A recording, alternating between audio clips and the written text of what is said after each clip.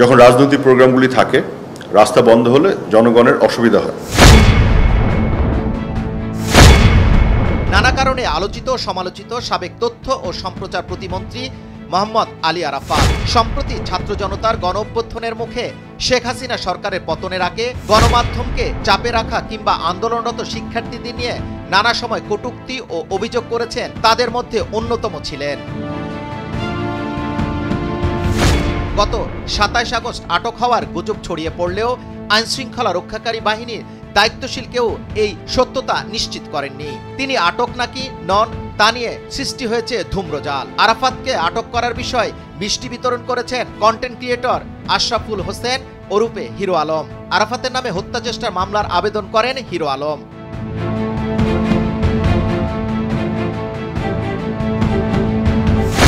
তবে আরাফাতের বিষয়ে জানতে চাইলে ডিএমপি থেকে জানানো হয়, ডিবি পুলিশের পক্ষ থেকে আরাফাতকে আটক করা হয়নি।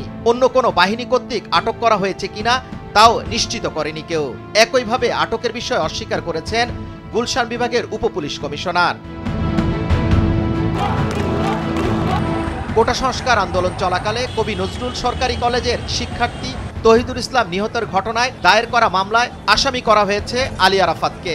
সাবেক প্রধানমন্ত্রী শেখ হাসিনা সহ আরো ৪৬ জন ওই মামলার আসামি। এছাড়া আরো কয়েকটি মামলার আসামি আরাফাত। এছাড়া গত ১৪ আগস্ট সামাজিক যোগাযোগ মাধ্যমে ছড়িয়ে পড়ে আরাফাত ঢাকায় ফরাসি দূতাবাসে লুকিয়ে রয়েছেন। পরে অবশ্য দূতাবাস জানায়, সামাজিক যোগাযোগ মাধ্যমে গুজব প্রচার করা হচ্ছে, এটি সম্পূর্ণ মিথ্যা।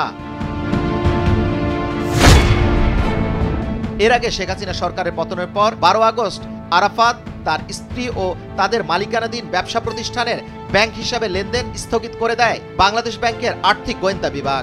সব ব্যাংক ও আর্থিক প্রতিষ্ঠানের কাছে এই নির্দেশনা পাঠানো হয়। ঢাকা ১৭ আসনের উপনির্বাচনে স্বতন্ত্র প্রার্থী আশরাফুল হোসেন ওরফে হিরো আলম তার উপর হামলার অভিযোগে সাবেক তথ্য ও সম্প্রচার প্রতিমন্ত্রী মোহাম্মদ আলী আরাফাতকে আসামি করে মামলার আবেদন করা হলেও শুনানি হয়নি। গত ২৮ আগস্ট হিরো আলম নিজে বাদী হয়ে মহানগর হাকিম আরফাতুর রাকিবের আদালতে এই মামলার আবেদন করেন। মহানগর হাকিম আরফাতুর রাকিব ছুটিতে থাকায় আবেদনটি আরেক মহানগর হাকিম সাইফুর রহমানের আদালতে পাঠানো হয়।